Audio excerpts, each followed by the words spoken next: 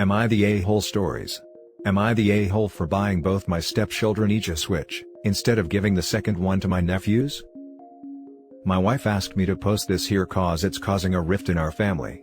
I've, 35 male, been with my wife, 38 female, for 5 years now and married for 1. She has 2 kids, 11 female and 8 male, from her ex who has 0 involvement since 8 male was born, and probably never will.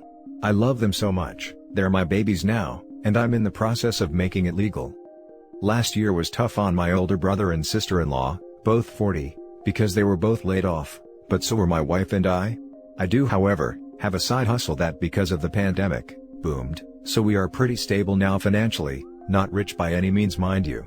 They both work odd jobs and we've helped them every now and then with groceries and the occasional rent. They have 3 boys, 12 twins and 9. Because of this, my wife and I decided to host Christmas at our house and invite them, my mother, older sister and her daughter.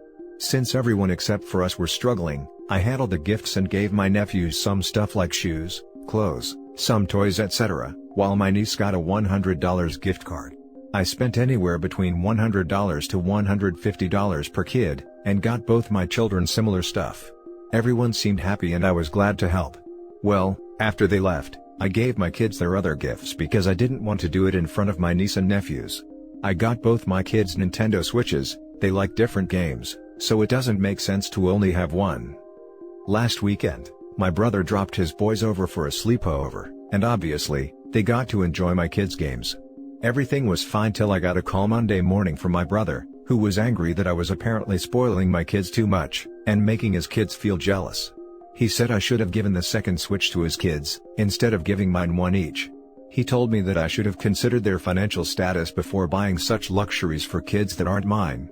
This pissed me off, and we got into a screaming match till my wife calmed me down. This is where I might be the a-hole.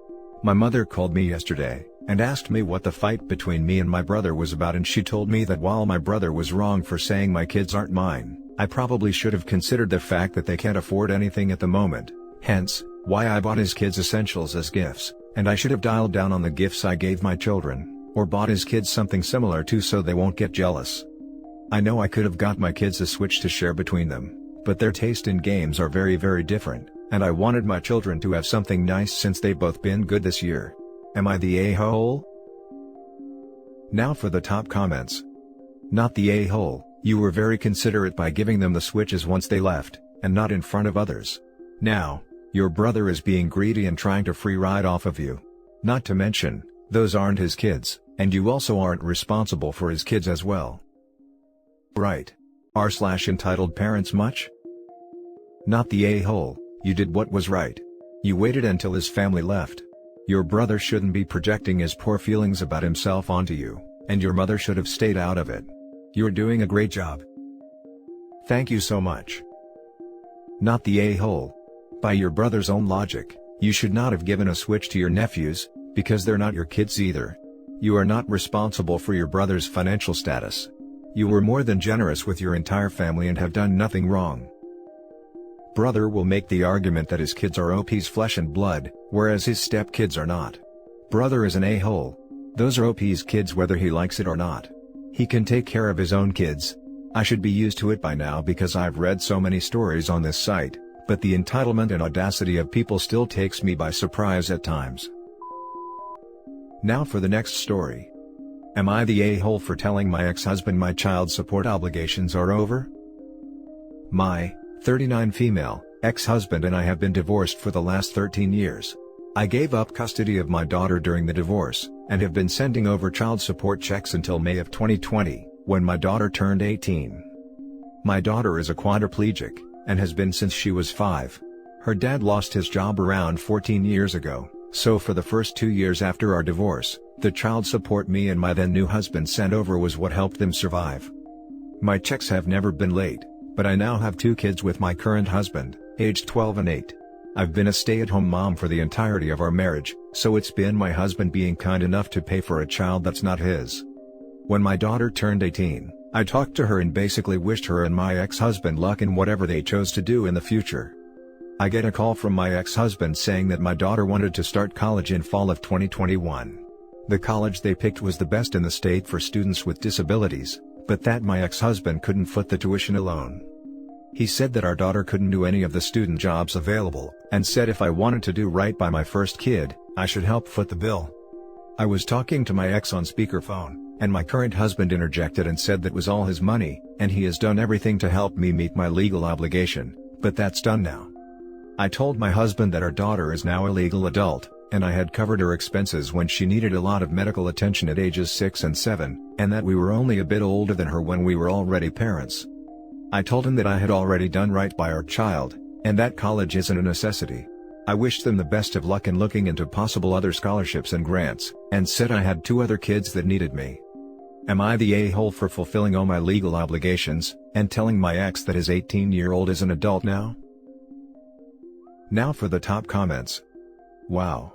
You just washed your hands of your child, didn't you? You're the a-hole. And, correct me if I'm wrong, but it sounds like OP, A, left her daughter as soon as her daughter became quadriplegic, B, has provided minimal financial support as a mother and for some reason thinks that's sufficient, and C, that her 2 able-bodied kids should take precedence just because?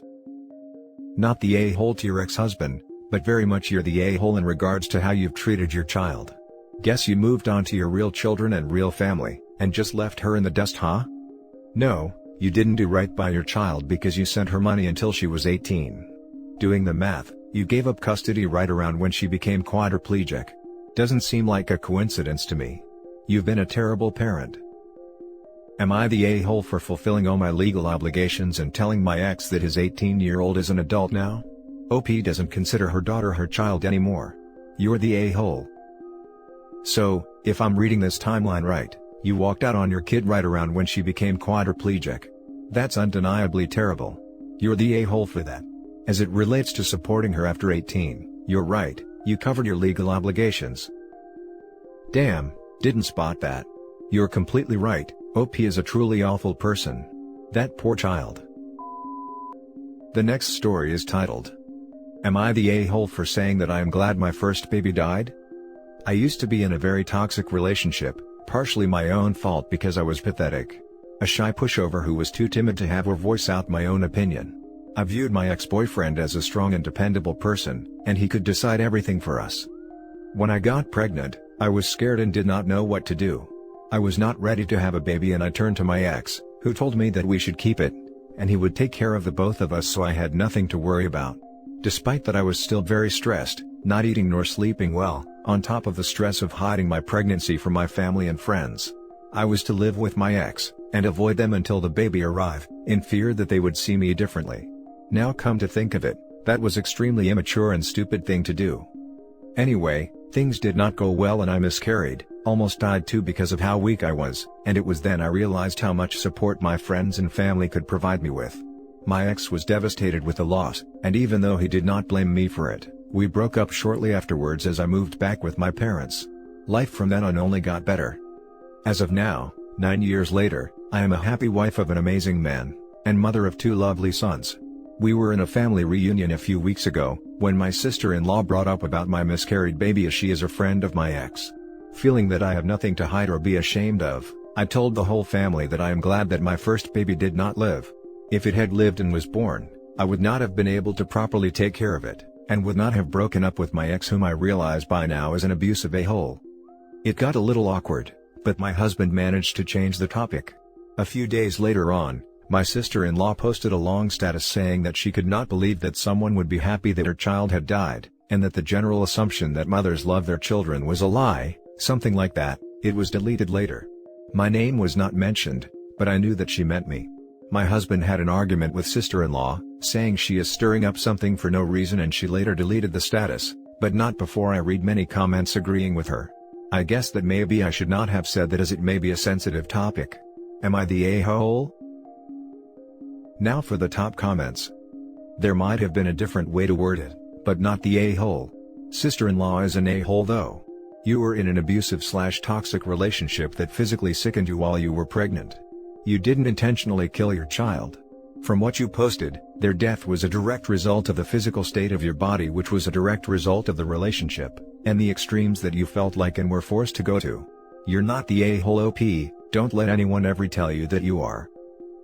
Seems like sister-in-law willfully missed the nuance, in that neither OP nor her first child are trapped in a toxic environment. Not the a-hole. I don't understand why your sister-in-law would think it was acceptable to bring that up in front of others. But it is the kind of thing that's probably best not said aloud in a group situation, because it sounds worse than it is and could easily be misconstrued. Sister-in-law is friends with the OP's abusive ex and 9 years on, clearly feels that the OP was somehow responsible for the bad relationship. Not the a-hole. They do not get to gatekeep how a woman should feel about a pregnancy and/or miscarriage, especially when it isn't theirs. Your sister-in-law was way out of line and your husband did the right thing. Try to put those people out of your mind. Your feelings are not wrong and it's okay to be happy your life didn't go down that road. Honestly, terminations exist too. Lots of people know they aren't ready for children and do what they think is best to be more stable. OP is just glad she could get her life on track, instead of being forced to take on such a large responsibility. Not the a-hole. Now for the last story. Am I the a-hole for allowing my brothers to call me dad? Due to some unfortunate circumstances, I, 27 male, wound up adopting my two brothers, 11 and 7, a little over a year ago. It was difficult but we're doing well now. A few months ago, I picked them up from school and oldest called me dad, and sort of gave me the, please don't say anything eyes. When we got home, he explained that he told all his friends I was his dad, because it was easier to explain. Youngest admitted he did it too. I told them it was fine, and as time has progressed, it's gotten to the point where they call me dad all the time now. It's quite euphoric really. Their therapists had some concerns, but it's all sorted now. Anyway, we finally had a meet-up with our other siblings, and their families, at which point one of my boys naturally called me dad. My older brother, 29, got sort of twitchy, but nothing was said. Most of my siblings agreed to end the meet-up early and we went home. I thought it was because our other siblings didn't really talk to the younger two. Most of them had started their own families and didn't talk to our dad much, and some of them weren't actually aware he'd had a second kid with his new girl. That wasn't the issue, and the mentioned older brother inboxed me, basically calling me cruel for pretending to be their father and trying to replace our dad, and then proceeded to make out that our dad was this great guy, which is freaking hilarious considering they all hated him before he died. Anyway, it caused a pretty big fight between me and him, where I tried to explain that they called me dad off their own backs, and I'm not going to deny them that comfort. He basically said I was manipulative, and got our other siblings involved, who mostly agreed that the boys shouldn't call me dad, because it was unfair. My younger sister even had the guts to say it's not fair that they get to have a dad when the rest of them don't, which is frankly disgusting. I blocked most of them and refused to force my boys to call me anything they don't want to. Am I the a-hole?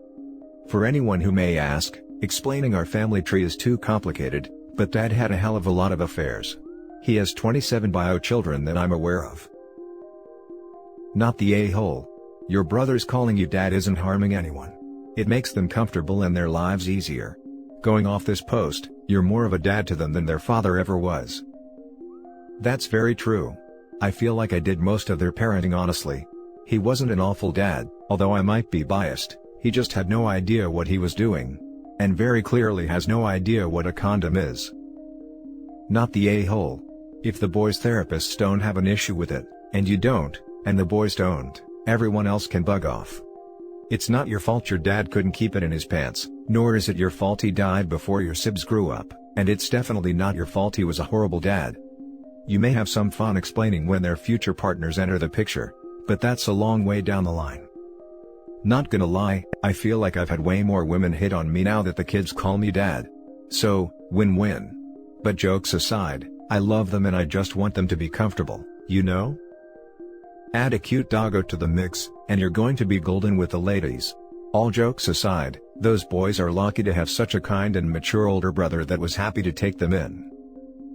You know, they've been asking for a dog for a while now. Maybe this is a sign. But thank you LOL. I do love my boys. Not the a-hole. And 27 bio children? No wonder your dad is hated. I loved him and was his only child, bar the two boys, who actively wanted to see him.